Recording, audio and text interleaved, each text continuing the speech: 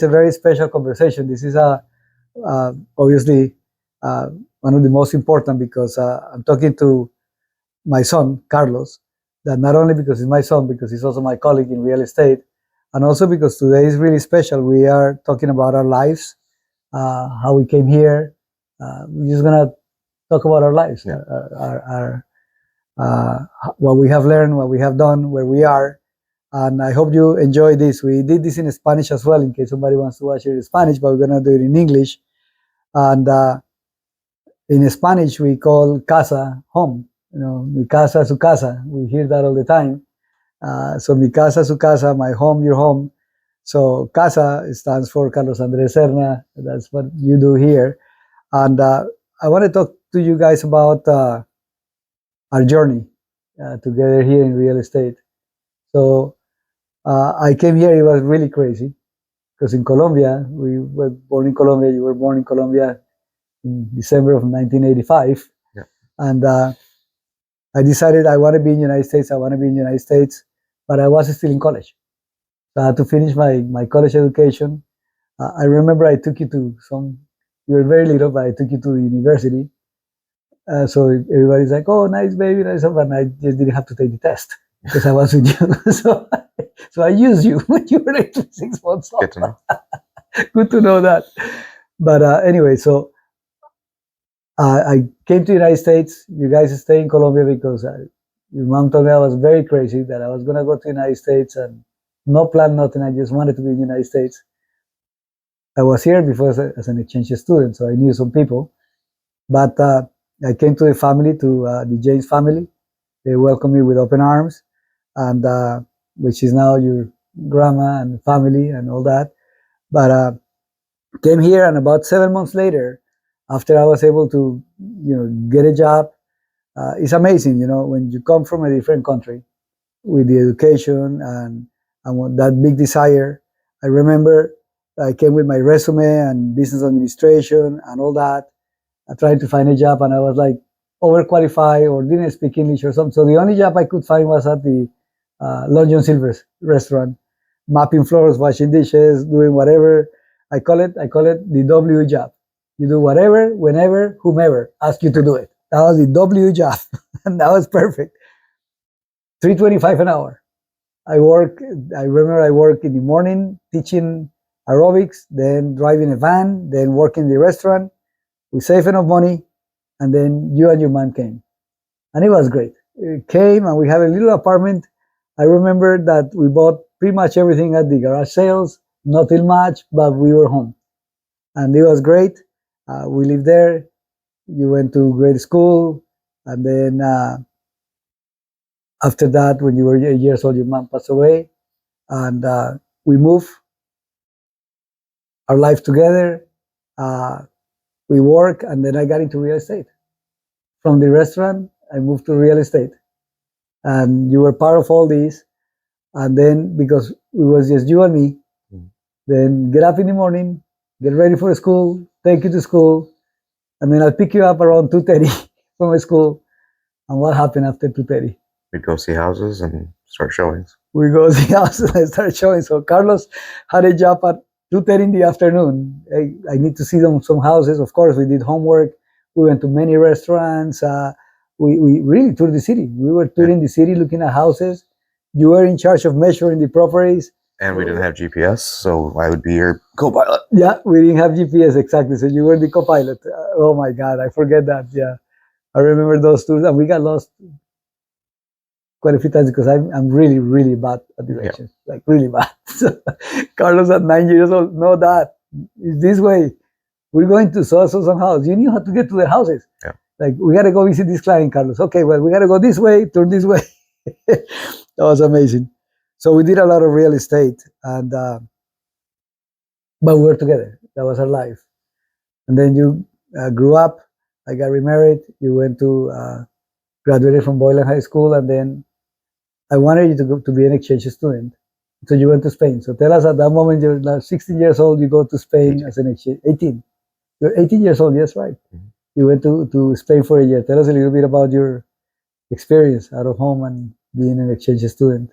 No, it was great. Like, I had fun with meeting new people, seeing the world kind of from a different perspective, and getting to know new cultures and things like that too. So yeah, I mean, it was good to get away, but also to, you know, I missed home too at the same time. But Yeah. no, it was a great experience, and kind of learning all new aspects of not just here in Rockford or the U.S., but just all abroad. Over Spain with Paco. Actually, I'm going to see Paco in about 2 months. I'm going to Gandia, to Paco, the family that you stay with. So it was a great experience. You come back, and then you come back, you go to college, to the University of Illinois, UFI, and art and Photography. photography. So you start your career. You graduated. I remember the graduation for Boylan, and I remember the graduation. I remember one day, especially in your college. You were 21 years old. That was your 21st birthday, and I was 42 years. You were 21, and I was 42. Yeah. So I said to you, this is the one time in our lives that we're gonna meet halfway. You're 21 and 42. The second time you'll be 42, I'll be 84. So I'm looking forward to that. I just have 24 more years to go to get there. But I remember at that time we had the same jeans, the same shoes, the same shirt, and we were like twins at a different age. And we just got hammered with beer. That was, we celebrated big time. Great moments. So you graduated from UFI. UFI, and you got your first house in Cherry Valley. We spent that night in sleeping bags, had a cigar, Yep. scotch. It was a good celebration, good times. Now you have your first house, you start working there, and then you start working in photography. From that point, Carlos, tell us, you start working in photography, did your art, but you got into real estate. Now you've been in real estate for 10 years. So tell us a little bit about the transition. You get from a college, you working as a photographer. What made you change to go into real estate? The biggest thing was right after college. I started working, and then I did photography. The you know, standard kind of weddings and baby shower pictures, graduation photos, family photos. A lot of people, you know, have those events after work, after school, weekends especially. So my social life and my just flexibility on work schedule kind of took a hit from there, because everybody works Monday through Friday, 9 to 5, but then I'm taking pictures after that and weekends. So nobody's free on Monday to go, you know, hang out or do anything. So I was already taking photos for, you know, the real estate company, for houses that need to be put on the market, need to be listed. So all those pictures you see online and everything like that, I did a lot of those for a couple of years. And I would be taking, you know, 20, 50 homes a week sometimes when the market was really going. But back then, that was kind of when the crash was ending, and then the market was getting back up. So it was a good business to go. And then obviously knowing the real estate background kind of gave me that drive to be, you know, have a little bit more flexibility in my scheduling. So that's kind of what made me, you know, go back to real estate, get my license, was that flexibility of owning my own schedule and being able to, you know, facilitate that better. So it was a good decision. You got your license about 10 years ago. You started your real estate business, working flexibility. Then you got married after, you know, and had kids, great family. So that flexibility allow you to take care of your family, to take care of your time. And obviously, financially, the sky is the limit in this business if you really love it and you do it, and you're doing really well. So in those 10 years, Carlos, how many houses have you sold in just these past 10 years? About 450 or so. Yeah, that's a lot. That's a good track, and it's consistent every year. Last year, you end up being the number one agent in the office. In the Rockford office. In the Rockford office, you were the number one agent, and month after month, sometimes you're like in the top 3. Always in the top, but yeah. Yeah, but it's a good thing. Yeah, it's good to be that, but that's because you do a great work, and that's amazing. So, out of all these years, from when you were about 8 years old, that I took you pretty much 2-3 times a week to look at houses, to measure houses, or more than that, like every day, and weekends, open houses, and all that. Well, it was you and I. Then we got into real estate with Century and Country North. and Jan at that time was my wife. So we got our family, and it was all real estate. Everything was real estate. Then you do photography, taking pictures of real estate properties. You got your license, have 450 properties so far sold or so. A good balanced life. You think your life is, you feel complete, happy, balanced in this? Yeah, no, it's a lot better than what it was, when I first started out of college Yeah. and whatnot too. And yeah, no, I have that flexibility, that maneuverability on my schedule to like balance work and family and everything like that too. So yeah, it's pretty good. It's pretty good. So Carlos, out of all these, now we got into the part that I feel really proud of you, of course, because sometimes there is an old saying that says lead by example. But when you lead by example and the example exemplifies you because it's better, I think I did my real estate part. I still do it as an investor, as a coach. But you're a great example of a professional real estate. And I wanted to ask you, out of all these, Carlos, that you have experienced and the life that we live together and our journey here, what have you learned from me on this journey now that you've been doing it for 10 years in real estate and 30 years since we start measuring houses? Yeah. No, I mean, I learned a lot from you. That drive to, be better, to help people, that you have kind of like reflected in me too. Mm-hmm. Just the coaching that you've done for other clients too. I was there for all of them, making Mhm. folders and flyers and everything like that too. So pick up on some of those things. Yeah, just in general, just, to kind of like, be yourself and all the good aspects, I guess. Yeah, it's important. What is the most, if you can think of these years doing real estate, Carlos, any special moments that you're like, wow, this is a great moment when I help this person, or something that you have? I know you have a lot. Yeah, I mean, I could write There a is- book. Every client's different. I mean, there are great ones, there are bad ones, there are in between and everything, so not one specific one. I mean, every time we close, it's not just about closing and be done. It's helping that family, that client, succeed, seeing their faces and everything like that too. That's always a big driver on why I do it. But yeah, not one specific thing. I just like them to be happy and fulfilled. and fulfilled. Yeah. And you do it for them. Basically, one of the things that we know about is working with Carlos, and I asked him in Spanish, we got really emotional. It's our main language and it's kind of our heart. Uh, why do you do this? And it's just to help people to see the look in their eyes that they were able to do it. A lot of people don't see everything that happens behind the scenes to make that transaction smooth. We know it. We know especially with international clients, when we have to notarize something, or when Natalia, that is here helping us record this, says, Natalia, go, get this paper picked up, get on a plane, bring that document so we can close. It's like, oh, okay, did it close? Come on, man. We did all these things behind it to make sure. So, Carlos, now working, one of the challenges at the beginning of your career, and I think the perception is that because I was in the real estate arena and I was like doing a lot of things and well known, people thought that, oh, it's a lot easier for you, but it wasn't, because you had to do it by yourself. I think I gave you like 3 or 4 deals when you started, and that was it. The rest you did it yourself.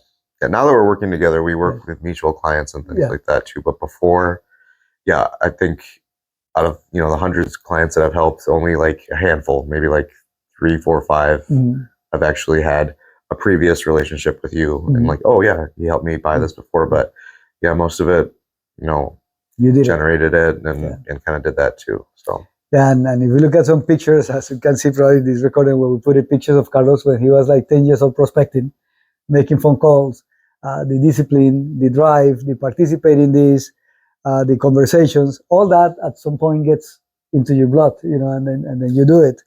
I think we all have challenges, and I think we all have a lot of stories to tell.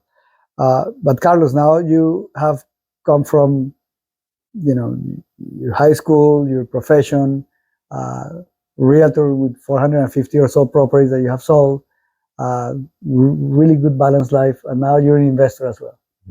So now you own properties, you work with our company.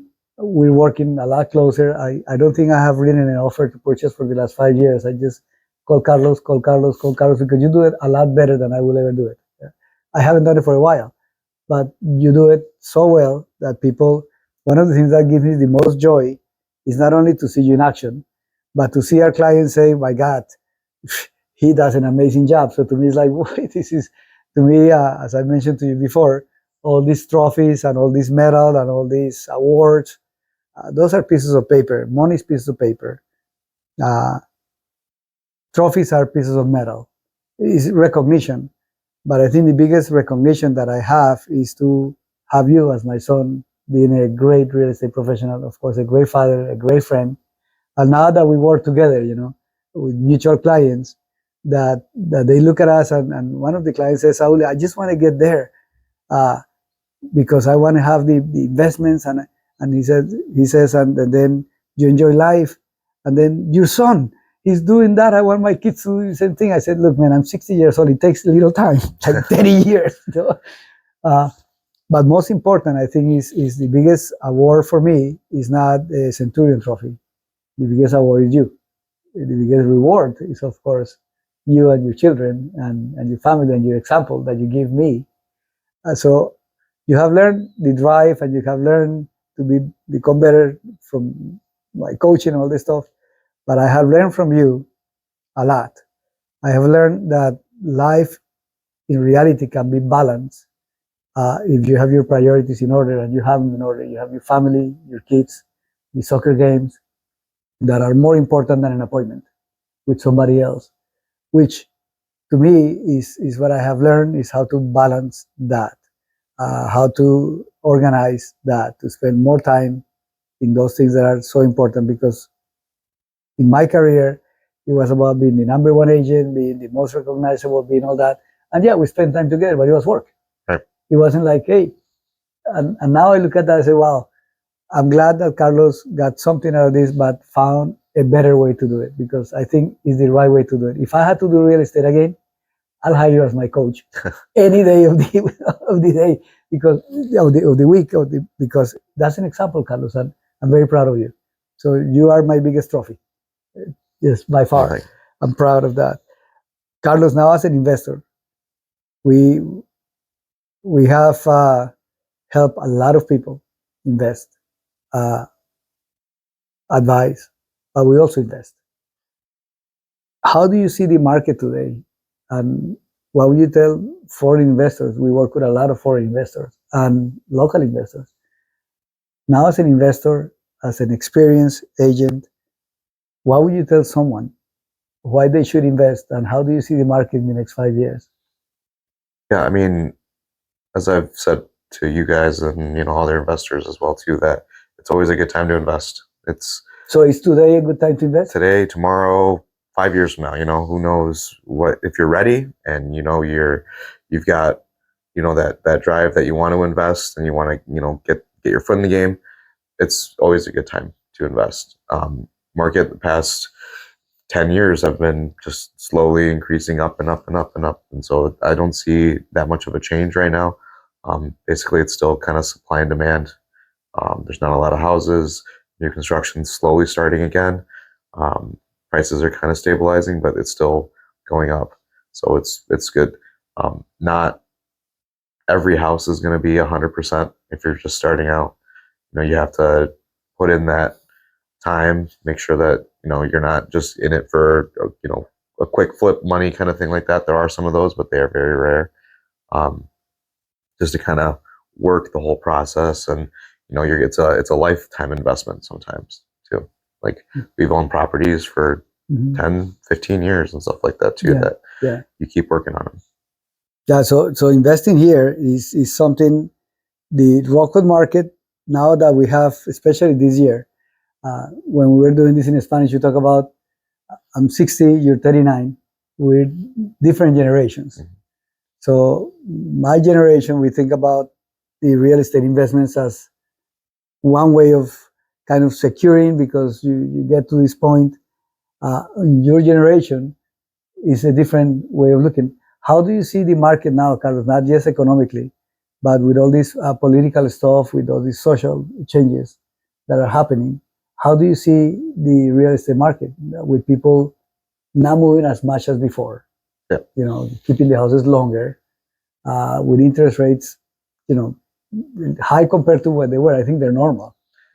Yeah, I mean, we could go for hours talking about this stuff too, but the interest rates when I bought my first house in 2010 was 6%.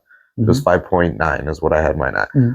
They're currently at 6.3, I think yesterday or a couple days. I'm not quoting rates, but that's roughly what they are. So yes, 15 years ago, they were around the same thing. The rates are going to fluctuate. We were spoiled in 2020 with 3% interest rates. Yeah. So the prices have gone up definitely, because when we were looking at properties, and there's properties you could buy for 100,000 that are worth 280 now.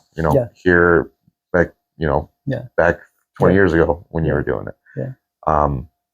But yeah, no, the way that my generation and younger ones too, there's just not a lot of houses. So like I said initially, they're not going to be 100% for you, but if you can make them work and everything like that, I think that's what we're seeing is a lot of demand for just general affordable housing.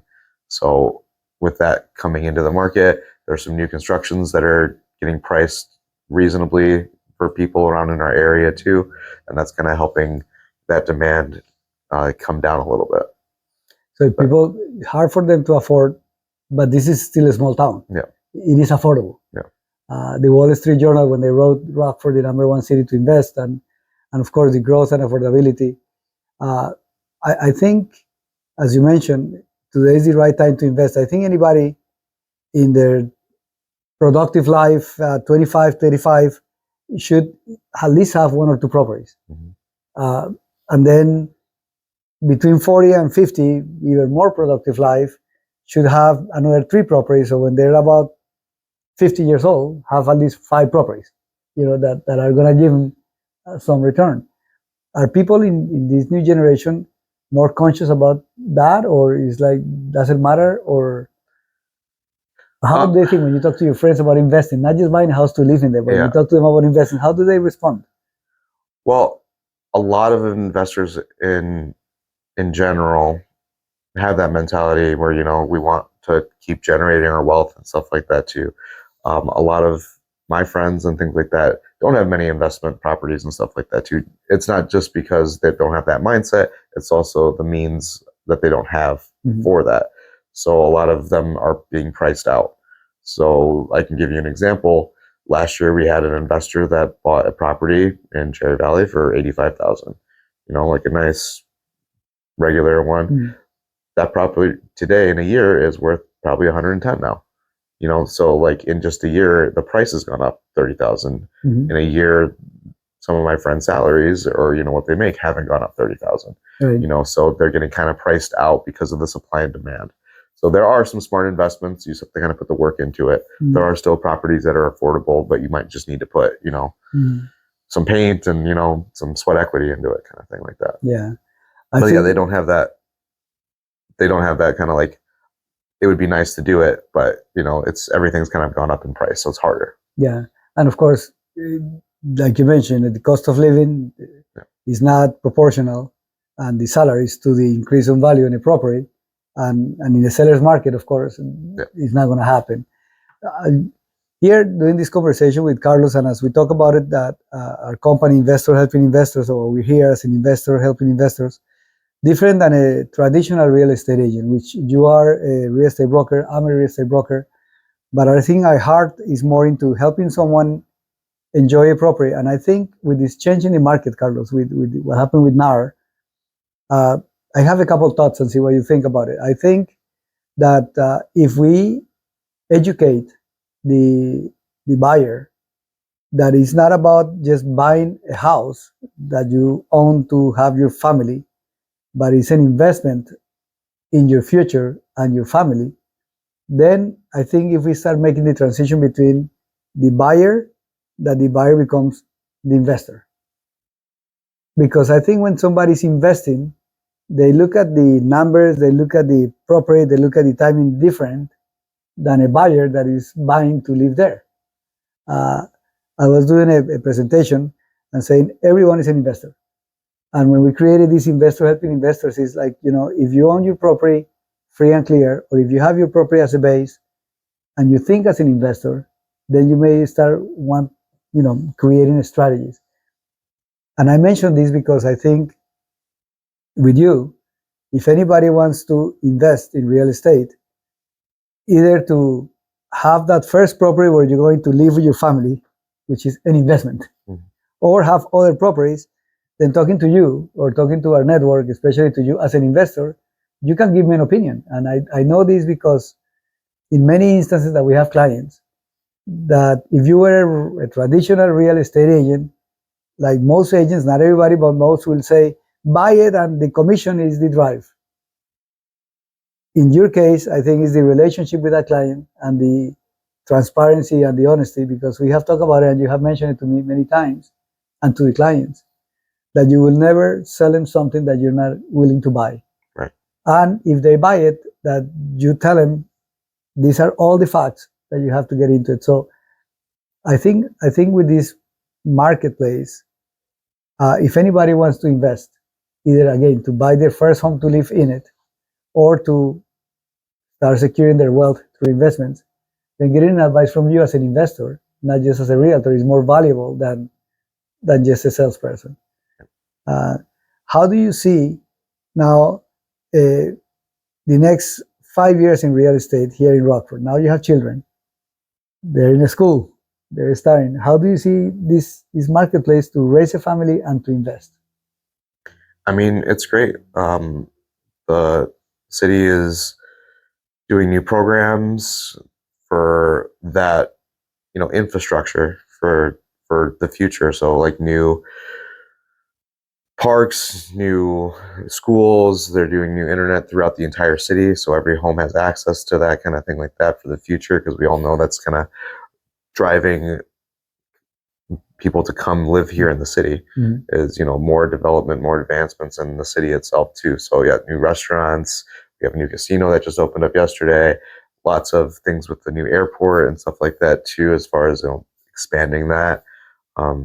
So for my kids, I see great potential for them to stay here and to keep growing, and part investment on my end too, to I have my properties and eventually they'll be their properties and stuff like that too. So like me, yeah, my properties are your properties. Yeah. So and so on, you pass the wealth.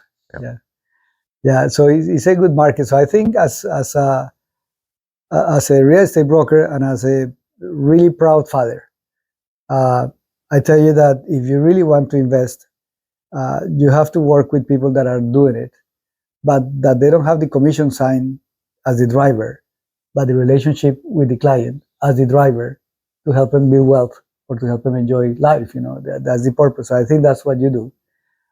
In this background here, as an artist, I'm very proud to always see, when we were thinking about where do we do this recording, I said, I want to do it here, because obviously I have my dad right next to you. But then I have Carlos right here. This is all his art, all his pictures, all his painting. I think I was, from the lessons I have learned from you, Carlos, when as a father, you want your kids to study this or study that. I remember to you one time I said, you got to study business administration or business because we have a business, and I like art. You are right. I think the art and the photography, the way you see things, and the art of making it beautiful is what has really helped you make this career balance, because you have that part, that artistic part, that part of enjoying the moment and seeing it the way it is, that combined with the business part and the contracts and the ethics makes it spectacular. So I think I'm so glad that you study photography and art to do real estate. I think it's the art of serving people in real estate, and you're doing an amazing job. So thank you for everything you're doing. Thank you too. No, I appreciate everything that you've done and been able to provide so that I can do that too. You're doing it, buddy. Thanks a lot.